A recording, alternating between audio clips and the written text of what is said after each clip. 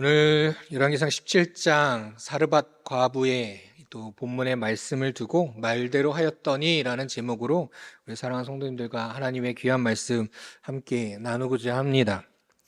우리나라에 최악의 왕이 있다면 누구를 떠올리시겠습니까? 저 역사를 잘 몰라가지고 그냥 검색해 봤어요. 우리나라 최악의 왕은 누군가 검색해 봤더니 뭐 이런저런 왕들이 많이 나오더라고요. 그래도 가장 많이 분포되고 있는 왕의 이름은 조선시대의 왕들이 좀 많이 나오더라고요.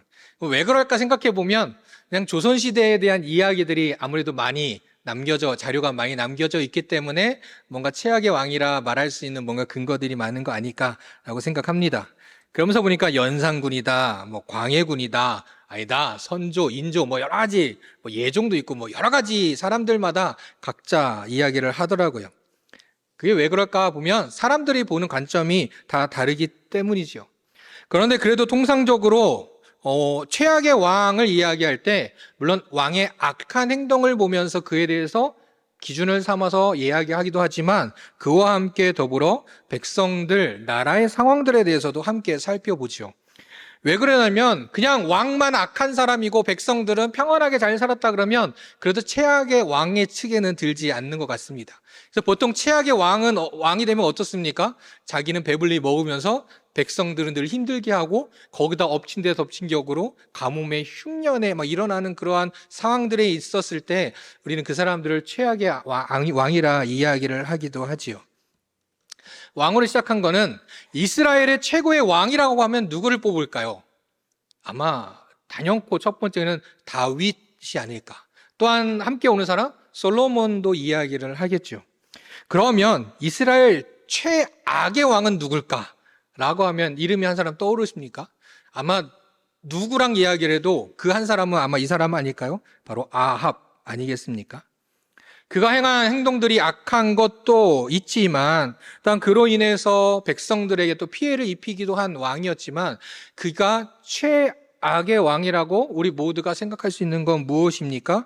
바로 그가 하나님 아닌 우상을 섬기는 일에 있어서 아주 최고조, 더 말하면 최악에 달하는 행동을 했던 왕이기 때문이죠.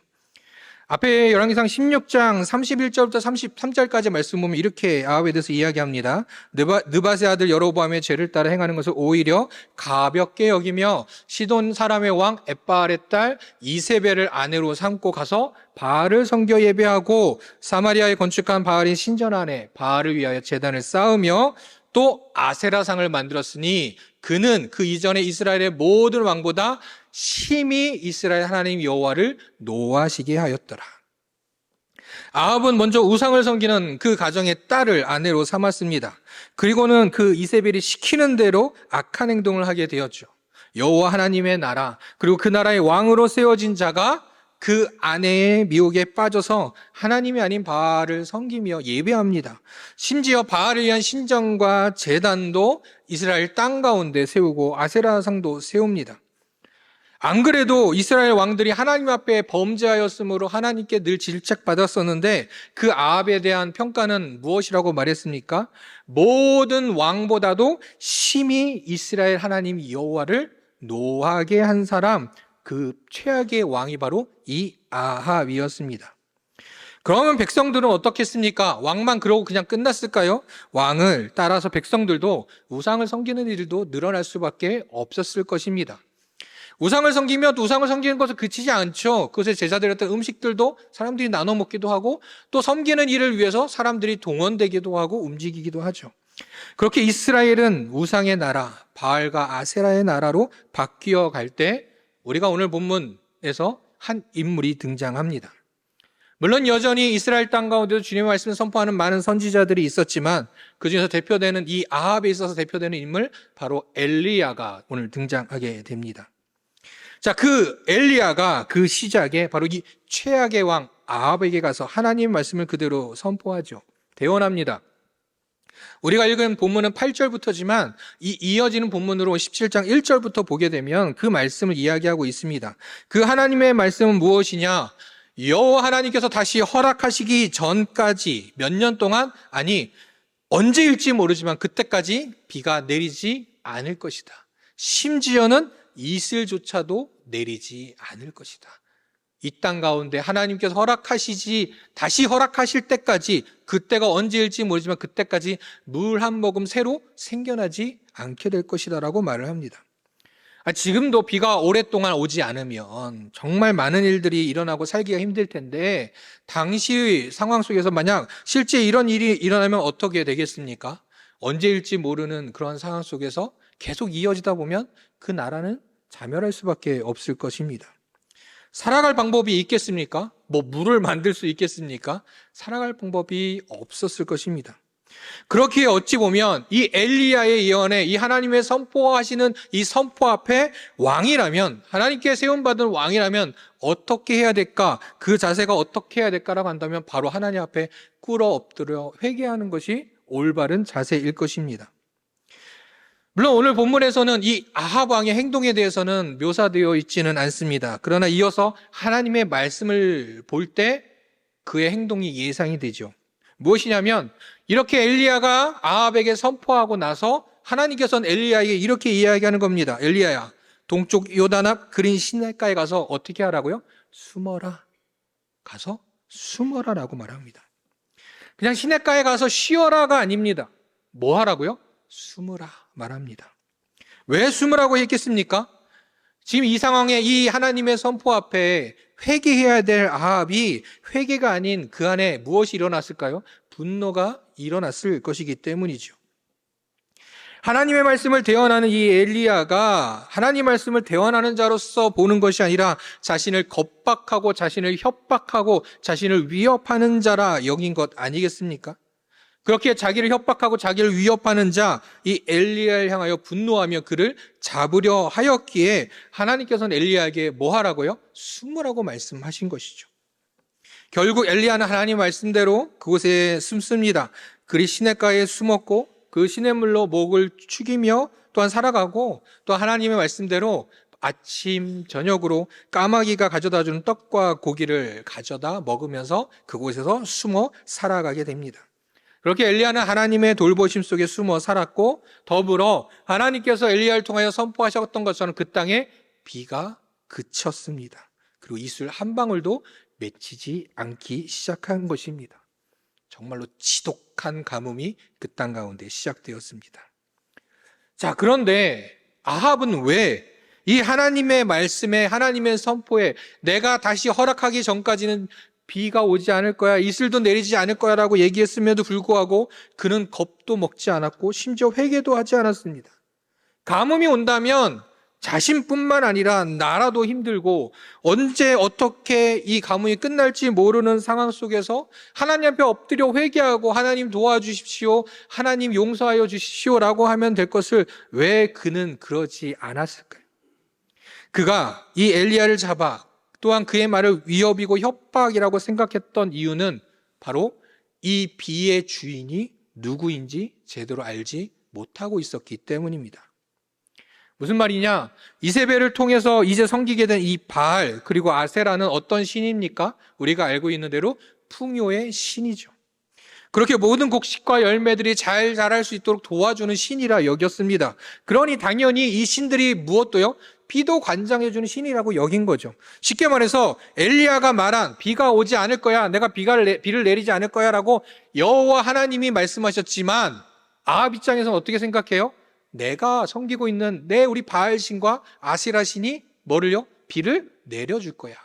그러니 걱정이 없는 거예요. 하나님 앞에 두려울 일이 없는 거죠. 하나님이 나를 안 도와주셔도 누가요? 내가 섬기는 다른 신이 우리를 도와줄 거니까. 그렇기에 그는 하나님 앞에 엎드리는 게 아니라 엘리야를 잡아 그를 가두고 그를 어쨌든 잡아 죽이려고 하고 그의 말을 협박이라고 여길 수밖에 없었던 것입니다. 그런데 실제로 어떻게 됩니까? 하나님 말씀대로 그 땅에 비가 그치고 이슬 한 방울 맺히지 않습니다. 그리고 이제 시간은 흘러 그 시냇가의 물조차도 메말라 가기 시작했습니다. 그럼 아합이 그냥 가만히 있었을까요? 그렇지 않았을 것입니다. 아합과 이세벨은 물론 당시에 이 바알 섬기는 이들이 아마 밤낮으로 말 그대로 비가 오길 바라는 기우제이겠죠. 비가 오기를 바라면서 비를 주옵소서 우상에게 끈질기게 아마 제사를 드리고 전심을 다해서 그들은 바알을 향하여 아세라를 향하여 제사하였을 것입니다. 왜요? 바알이 아세라가 비를 내려줄 것이기 때문에. 그런데 어떻게 됩니까? 그 결과는 어떻습니까? 아무런 변화가 없습니다. 물 한 방울조차 내리지 않습니다. 이 사건을 통해서 하나님께서 우리에게 보여주시려는 것은 무엇일까요? 하나님의 능력일까요? 하나님께서 나는 바알보다 능력이 더 있다. 내가 바알보다는 훨씬 강하다. 내가 더 위대하다. 그걸 하나님께서 보여주시려 하셨던 것일까요? 이 사건을 통해서 하나님께서 우리에게 주시는 것은 비를 주관하시는 것, 그것을 넘어 온 만물을 주관하시는 분은 여호와 하나님이신데 그것은 바알과 아세라보다도 뛰어난 것이 아니라 오직 유일한 여호와 하나님이라는 사실을 알려주려 하심이죠. 그렇게 이후에 엘리야가 이스라엘 백성들 앞에서 바알과 아세라의 그 선지자들과 함께 영적 전쟁을 하죠. 그들이 믿는 신, 바로 그것들이 그 우상이 만든 모든 것들, 그 우상이 바로 다 헛된 것임을 눈으로 보여줍니다.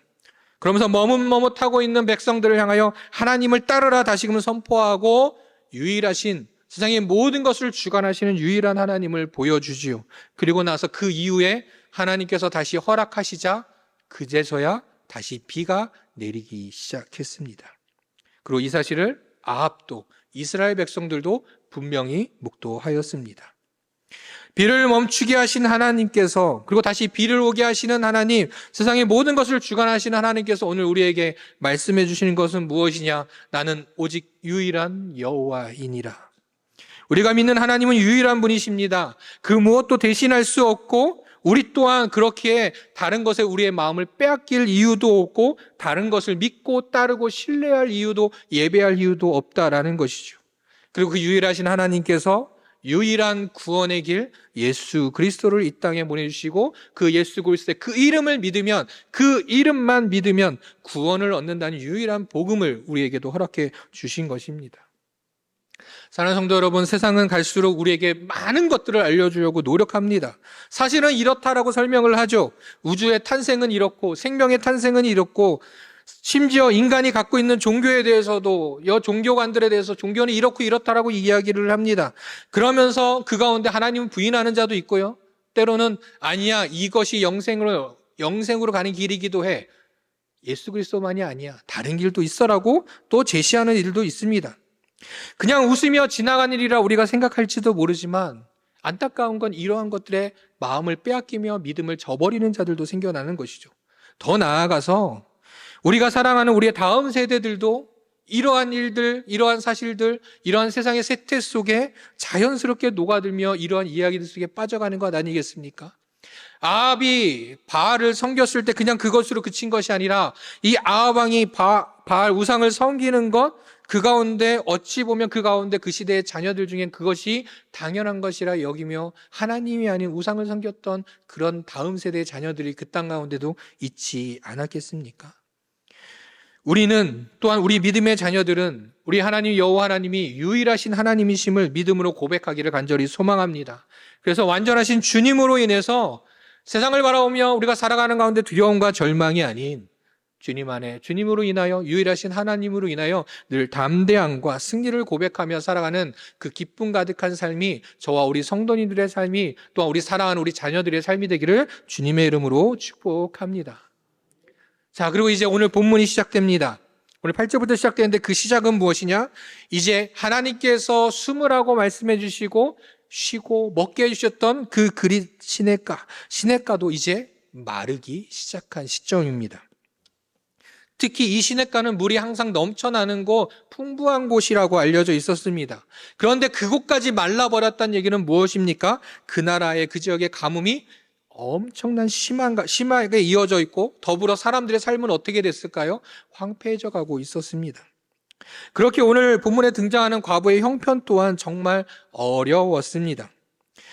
그래서 이렇게 이야기하죠. 아들과 함께 이 가정에 살고 있는 이 가정의 형편은 이제 겨우 한 끼가 아닌 평소라면 그냥 간식 정도밖에 되지 않는 식량만 남아 있었고, 이제 이것을 먹고 나면 앞으로 어떻게 살아야 할지, 또 어디서 식량을 구해야 할지, 그나마 삶이 다른 이들의 삶들도 좀 그나마 살았으면, 주변의 사람들도 그냥 그나마 살아갈 수 있었으면 이웃에 가서 음식이라도 빌릴 수 있었을 텐데, 이 가뭄으로 인하여서 온 나라가 다 힘들고 어려운 상황에 놓여져 있었던 것이죠.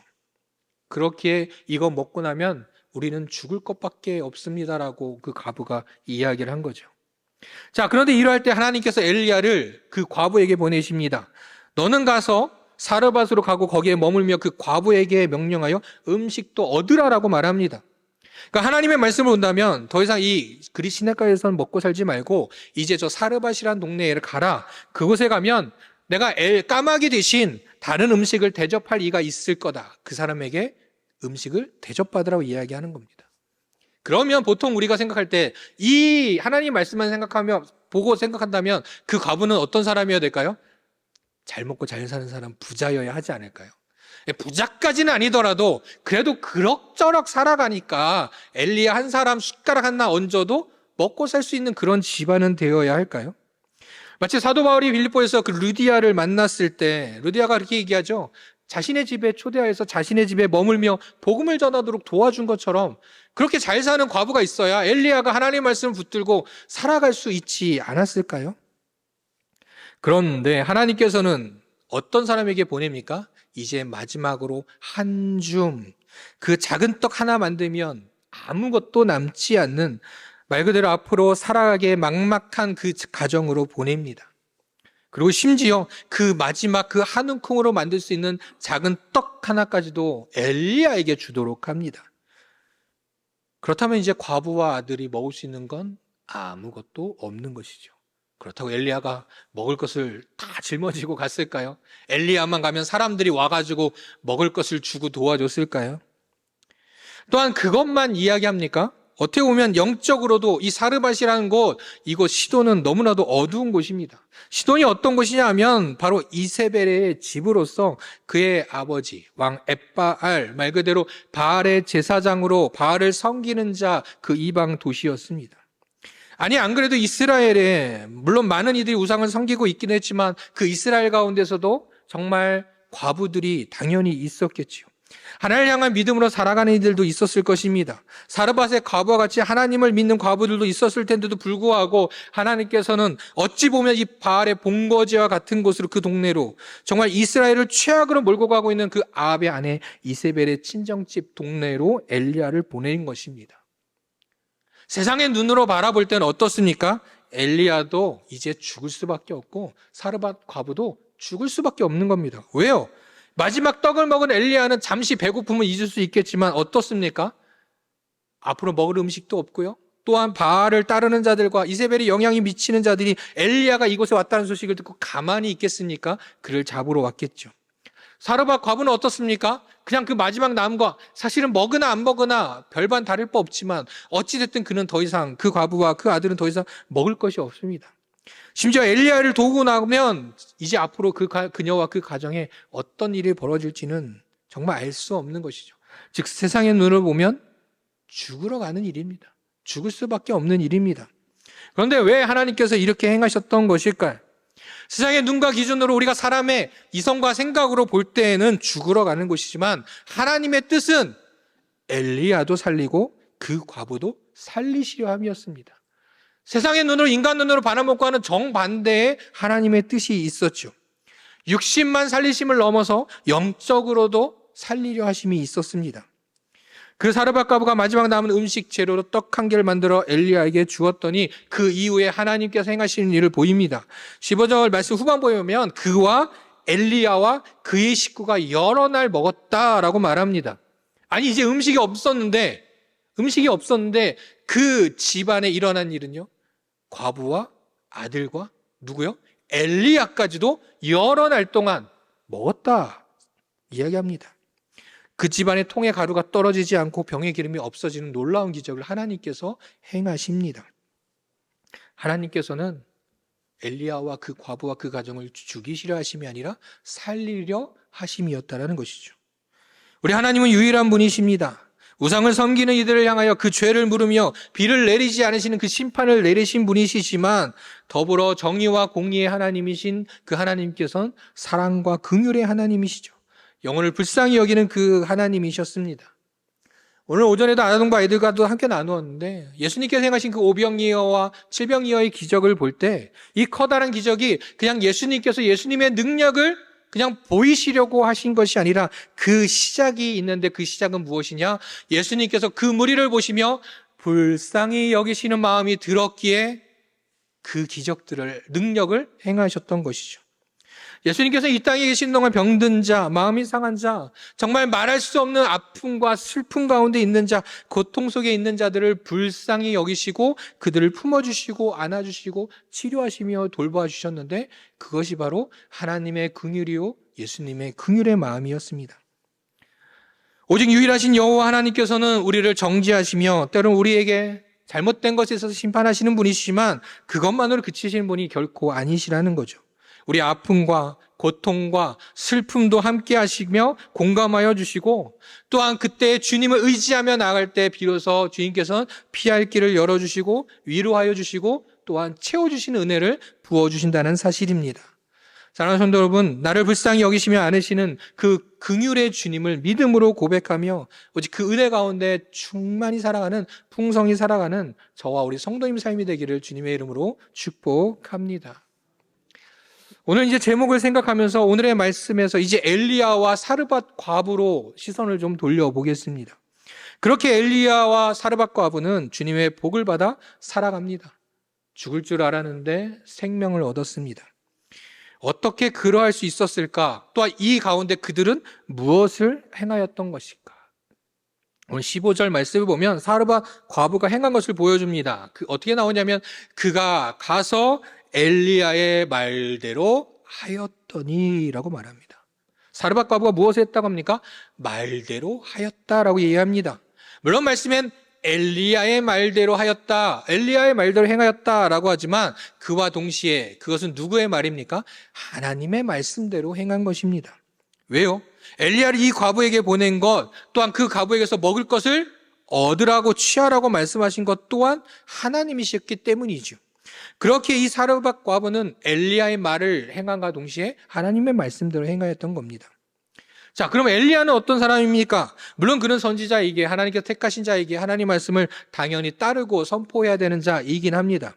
그런데 그에게 주셨던 하나님의 말씀은 무엇입니까? 최악의 왕 아합에게 가서 하나님의 경고와 심판을 내리는 것이었죠. 그러면 보통 이렇게 하나님 말씀 선포하면 그 왕이 어떻게 해요? 엎드릴 줄 알았는데 그이어 하나님의 말씀은 숨으라. 아니, 하나님 말씀 선포했으면, 이렇게 내가 하나님 말씀을 선포했으면 그 왕이 엎드려야 할 텐데, 주님 앞에 회개해야 될 텐데 자신을 잡으러 온 것입니다. 그리고 이어서 또 말씀하신 것은 무엇입니까? 바알의 소굴과 같은 곳으로 가라고 하시질 않나. 심지어 이제 정말 먹을 것조차도 없는 그 과부에게 옛말대로 벼룩에 간을 내어 먹을 정도로 진짜 마지막 한 입 남은 그 음식을 어떻게 보면 세상에 보면 좀 뺏어 먹듯이 그것을 먹으라고 하니 그대로 엘리야가 행하는 것이 쉽겠습니까? 주저주저하지 않겠습니까? 그런데 엘리야 또한 하나님의 말씀대로 주저하지 않고 행하였습니다. 어떻게 이렇게 말씀대로 행할 수 있었을까? 바로 그것은 신실하신 하나님을 믿었기 때문이죠.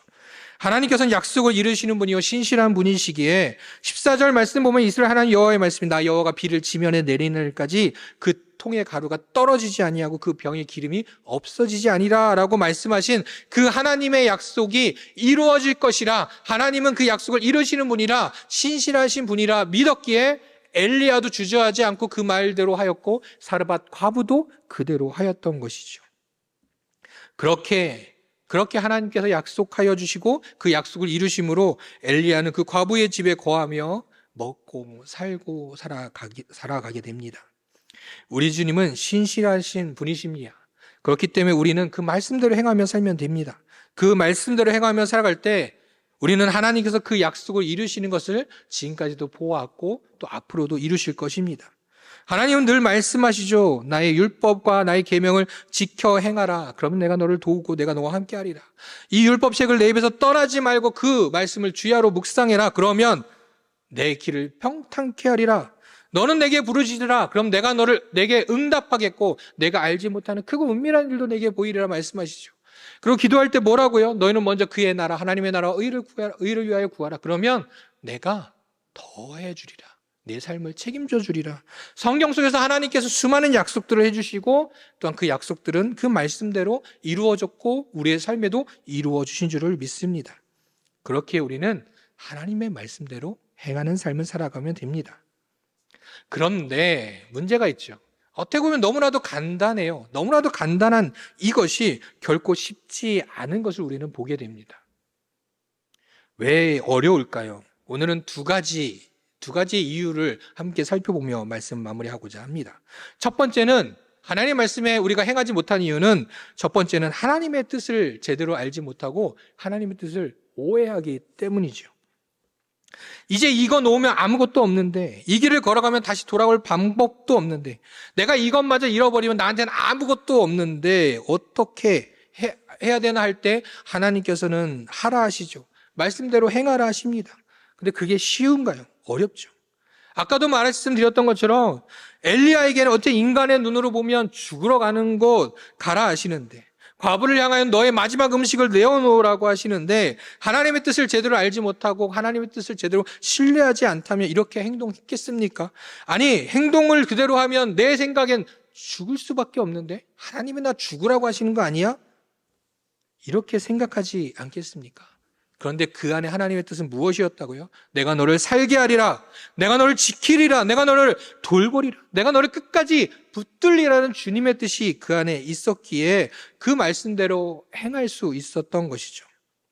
하나님의 뜻을 오해하면 무슨 일이 생길까? 라고 하니 우리도 한 번씩 들어봤던 그 사건이 한번 떠오릅니다. 외국에 있는 교회에서 그런 일이 있었다고 실제로 있었다고 하더라고요. 사도 바울이 뱀에 물려도 살아났던 그 말씀의 그 기적을 보고 교회에서 무슨 일을 벌이느냐? 교회에서 사람들이 모여 예배드릴 때 문을 걸어 잠그고 교회에 뭘 뿌려요? 독사들을 뿌린 겁니다. 그러니 무슨 일이 일어납니까? 그 사람은 어떤 마음입니까? 독사를 풀어놔도 살아남는 자가 진정으로 하나님을 믿는 사람이다. 왜요? 사도 바울이 그렇게 살아났으니까. 진짜인가요? 진짜일까요? 어리석은 자죠. 사도 바울이 뱀에 물렸어도 살아났던 것에 진정한 하나님의 뜻을 오해했던 것이죠. 그러면 우리는 어떻게 해야 될까? 하나님의 뜻을 어떻게 올바로 알고 하나님의 뜻을 오해하지 않을 수 있을까라고 한다면 단 한 가지밖에 없죠. 성령 충만한 삶을 살아가는 겁니다. 하나님과 늘 동행하는 삶을 살아가야 합니다. 그래서 우리는 기도해야 됩니다. 무엇을 위해서요? 매일매일 순간순간마다 성령 충만할 수 있도록 하나님과 동행하며 주의 말씀에 온전히 귀 기울일 수 있도록 주님 인도하여 주시옵소서. 그렇게 우리는 기도해야 한다는 것이죠. 주님의 뜻을 올바로 알아서 말씀대로 행함에 있어서 어리석은 자의 또한 주님의 뜻을 오해하고 살아가는 것이 아니라 하나님의 온전한 뜻을 알고 그 행함으로 돌보심과 그리고 우리를 붙드시는 주님의 은혜를 경험하는 저와 우리 성도님들 다 되기를 간절히 소망합니다. 두 번째로 하나님의 뜻대로 행하기 힘든 이유가 있는데 그것은 뭐냐면 바로 우리가 나 자신에 대하여 나를 합리화시키고 변명을 하는 일들이 참 많기 때문입니다. 미국에 있는 한 목사님께서 하루는 설교 단상에 오르시면서 한 성도를 불러오셨습니다. 그 성도가 옆에 서 있었는데 영상으로 봤는데 누가 봐도 이 사람은 헬스하는 사람입니다. 우락부락 해가지고 누가 봐도 근육도 대단한 그러한 사람이었습니다. 그러면서 그 목사님이 그 성도를 붙잡고 이야기를 하는 겁니다. 여러분, 제가 이번 주에 아주 특별한 사실을 하나 알게 됐습니다. 이 사람 저와 헬스장을 같이 다닙니다. 라고 이야기를 시작하는 겁니다. 그러면서 이야기합니다. 이 사람은 저와 같은 운동기구도 사용합니다. 그리고 이 사람은 같이 운동하면서 같은 헬스장을 다니니까 같은 음악도 듣습니다. 그곳에서 같이 운동을 하고 똑같은 운동의 여러 가지의 그 코스들을 다 같이 진행합니다. 이렇게 이야기를 해요. 그러면서 이런 질문을 하나 던집니다. 그런데 왜 우리 둘의 몸은 다를까요? 라고 하면서 자신의 몸을 보여주시는데 물론 저처럼의 몸매 정도는 아니지만 그렇다고 근육이 보이진 않는 그런 목사님의 몸이었습니다. 왜 이 사람은 우리는 같은 헬스장에 다니며 같은 운동을 하고 같은 음악을 들으면서 같이 있는데 왜 우리 둘의 몸은 다를까요? 라고 시작하시는 겁니다. 그러면서 이야기합니다. 이 성도는 헬스를 마치고 헬스장을 떠날 때 그는 이렇게 말한다라는 것이죠. 나 오늘 운동했으니까 저거 먹으면 안 돼. 나 오늘 운동했으니까 나 저거 하면 안 돼. 라고 하면서 헬스장을 나간다는 것이죠. 그런데 그 목사님은 어떻게 하냐? 나 오늘 운동했으니까 저거 먹어도 돼. 나 운동했으니까 오늘 이것 좀 해도 돼. 라고 생각한다는 것이죠. 그러면서 그 목사님은 오늘 한 운동이 나의 나머지 일주일을 합리화시키고 정당화시켜준다라고 생각했다라는 것입니다. 그러다 보니 자신의 운동, 이 목사님이 본인이 운동을 할 때 그 운동은 삶에 아무런 변화를 주지 않지만 옆에 있던 이 성도는 그 운동이 그의 삶을 변화시켜 줬다라는 것이죠. 그러면서 이렇게 이야기합니다. 성도 여러분, 우리는 같이 교회를 다니는데 왜 신앙이 다를까요? 같은 성경을 읽고 같이 예배드리고 같이 기도하고 같이 찬양하는데 왜 우리의 신앙은 다를까요? 왜 당신은 신앙이 있고 나는 왜 신앙이 없는 것일까요? 하나님 잘못입니까? 성경책이 달라서 그렇습니까? 당신의 성경책은 뭔가 잘 보여서 되고 내 성경은 안 보여서 그렇습니까? 교회의 잘못? 목사의 잘못? 혹시 이렇게 생각하십니까? 라고 말을 하는 겁니다. 결국 믿음의 삶도 그와 같다라는 것이죠. 그 믿음을, 또 하나님을 향한 그 믿음을 나의 합리화를 위해서 사용한다면, 하나님의 말씀을 나의 합리화로 살아가게 된다면 결국 우리는 다를 수밖에 없다라고 하면서 말씀을 마무리한 이야기였습니다. 무슨 말이냐? 하나님께서는 우리에게 이렇게 하라라고 말씀해 주셨지만 때로 우리는 변명만을 늘어놓을 때가 참 많다라는 것이죠. 너희는 안식일을 거룩히 지키라 말하였지만 1년 52주 중에 내가 51주는 정말 열심히 하나님께 예배드렸으니 한 주 정도는 좀 괜찮지 않을까요? 한 주밖에 안 되는데요. 쉬지 말고 기도하라 하셨지만 그동안 열심히 빠지지 않고 기도했지 않습니까, 하나님? 오늘은 좀 제 몸도 너무 힘들어요. 목도 아프고 생각도 너무 정신이 없어요. 그러니 오늘 한 번 정도는 쉬어도 되지 않을까요? 특히 여름에 우리 청소년들, 청년들 중에서 이런 경우 있습니다. 2박 3일 동안 가서 뜨겁게 수련회하며 뜨겁게 기도하고 찬양하고 잘 돌아와서는 2박 3일 동안 정말 1년 동안 못했던 기도 찬송 다 했으니 몇 주 정도는 좀 말씀 들 보고 기도 좀 안 해도 되겠지라고 생각하는 이들이 가끔씩 있다라는 것이죠. 그래서 우리 이렇게 생각해요. 하나님의 말씀은 그런데 지금 나의 생각은 조금 이러니까 조금 보류해도 괜찮지 않을까? 잠시 넘어가고 다시 잘하면 되지 않을까? 생각하는 그러한 생각들이 결국 하나님의 말씀대로 하라는 그 단순한 그것조차도 하지 못하게 만드는 것 아니겠습니까? 오늘 본문에 등장하는 엘리야와 사르밧 과부가 사실 하나님 앞에 이러한 이야기를 하며 변명처럼 자신을 합리화시킬 수 있지 않았겠습니까? 엘리야는 이렇게도 말할 수 있지 않겠습니까? 하나님, 하나님의 백성인 저 이스라엘에 하나님의 자녀인 저 과부들이 훨씬 더 많지 않습니까? 하나님께서 복을 주시려면 이 이방 과부가 아니라 누구에게요? 하나님의 백성인 과부들에게 복을 주시는 것이 맞지 않습니까? 그것이 당연한 거 아니겠습니까? 또 말할 수 있지 않겠습니까? 또 말 그대로 이곳에 와서 살라고 하니, 아니 아까 이세벨에게 말 그대로 내가 지금 찍혀 있는 상황인데 언제 잡힐지 모르는 상황인데 그곳으로 가라니요. 그나마 이스라엘 백성에게 가면, 이스라엘 땅으로 가면 그나마 저 숨겨주고 저 보호해 줄 사람 있지 않겠습니까? 라고도 이야기할 수 있지 않겠습니까?